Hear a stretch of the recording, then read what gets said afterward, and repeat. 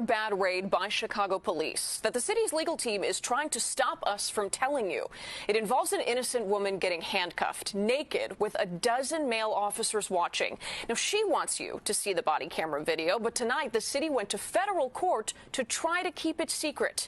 Here's CBS 2 investigator Dave Savini. I had just gotten home from work, and while I was undressing in my bedroom, it was a cold February night, and Ann Jeanette Young, a social worker, had just finished her shift at the hospital. you see them running up to the apartment complex with the battering ram in their hand, a crowbar. It was so traumatic to hear the way the thing was hitting the door. And it happened so fast, I didn't have time to put on clothes. And suddenly, she found herself frozen in fear. Completely naked. In a room full of men. 9 body cameras rolling. And you're just standing there. And I'm just standing there. I mean, terrified, humiliated, not even understanding why in that moment that this is happening to me. And the first thing police reach for is not clothing. It's handcuffs. There were big guns and guns with lights and scopes on them, and they were yelling at me, you know, put your hands up, put your hands up. What are you thinking right now? I just remember, you know, being so afraid. It's one of those moments where I just felt like that I could have died that night. If I had made one wrong move, I felt like they would have shot me. I truly believe that they would have shot me. A police officer wraps a short coat around her shoulder, still leaving her front fully exposed. Even the sergeant in charge of the raid just stands there talking to her while she has nothing covering her.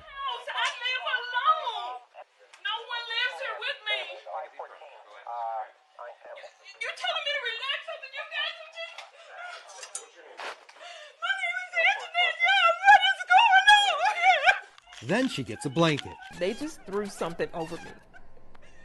And my hands are behind my back and I'm handcuffed. So there was no way for me to secure the blanket that they put around me. But the blanket just keeps sliding open. More humiliation. You need to tell me what you're looking for. What are you looking for? You can see how some officers just stand there until this one, wearing a mask, sees what's happening and goes and holds it in place. It felt like forever for me.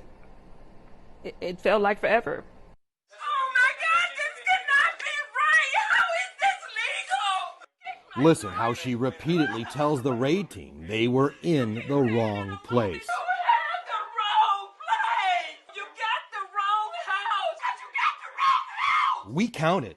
She says it at least 43 times. You got the wrong house. And she was right. They were in the wrong house. Our investigation uncovered police failed to do the most basic research before getting the search warrant approved. We found they simply took the word of an informant who gave them Ann Jeanette Young's address.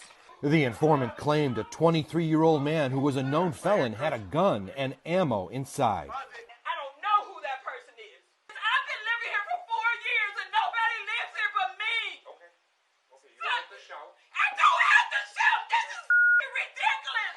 You got me in handcuffs. I'm naked. You kicked my house in. And I keep telling you, you got the wrong place. Then, during the raid, something happens. Watch as 2 of the officers go to their squad car and begin reviewing their notes about the warrant. CPD would not comment on what you're about to hear the officers saying a few minutes later. It wasn't initially approved or some crap. What does that mean? I have no idea, because they told him it was approved, and then I guess that person messed up on their end. Messed up is an understatement. So, where was the target? Our investigation revealed he was awaiting trial on home confinement here at a different apartment in Ann Jeanette Young's complex. How easy would it have been to locate him? Easy. Real easy. Because he was wearing a police tracking device, an electronic monitoring bracelet. It's possible he could have even heard the raid happening because records show he was confined to the unit right next door. But I'm telling you it's wrong. asking you to let me call somebody. Asking you to let me put some clothes on. I'll sit here and let you do whatever you need to do. But let me call somebody, let me call an attorney, because I'm telling you this is wrong. I have nothing to do with whoever this person is you're looking for. We found if they would have done a little bit more research, they might have found where the target actually lived. Yes. I think Screw Up was being too kind, because ultimately this is a constitutional rights issue. And Keenan so, Salter is Anjanette Young's attorney and is suing the police department. if this had been a young woman in Lincoln Park by herself in her home, naked, a young white woman, let's just be frank, if the reaction would have been the same. I don't think it would have been. I think they would have saw that woman, rightfully so, as someone who was vulnerable, someone who deserved protection, someone who deserved to have their dignity maintained. They viewed Ms. Young as less than human. Can I please call somebody? Yeah, man, relax. Just relax, all right? How can I relax when this is going on? They did eventually walk her to a room to remove the handcuffs so she could get dressed, but then put them right back on and kept questioning her. There are no firearms in this place. There's no gun in this place. I'm a social worker. I've been a social worker for 20 years. I follow the law. I don't get in trouble for anything. I don't do illegal stuff. I'm not that person. You got the wrong information. At this point, the sergeant in charge of the raid tells the officer who got the warrant to step outside. Let's go talk outside. But you won't hear it because once outside, the body camera is shut off. Back inside Anjanette's home, another officer finally uncuffs her. She had been bound for 20 minutes. Listen as the sergeant returns with a new message. We believe your story. And you can see him trying to fix the door they busted so she could close it and lock it. But it was too damaged to repair, so watch as they try to find something to wedge it shut. They settle on an ironing board. Surreal? Surreal. It's almost like a bad movie. When I watch this, I feel like I'm watching a movie. But those are no actors. I'm no actor. This is my real life. And it happened to me. They're adding trauma to people's lives that will be with them for the rest of their lives. The work is warranted. They need to do the work, but they need to do it right. They can't just callously do it and leave people's lives in ruins because they got it wrong. The sergeant in charge apologized to her before he left. CPD has refused to comment on this case. It's been 2 years since the raid, and COPA, the Civilian Office of Police Accountability, says they're still in the process of trying to interview all of the officers involved.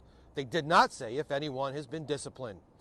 At City Hall, Dave Savini, CBS 2 Investigators. The CBS 2 investigators have been looking at this pattern of Chicago police raiding innocent families' homes for more than 2 years. You can find our extensive coverage on our website at cbschicago.com/unwarranted.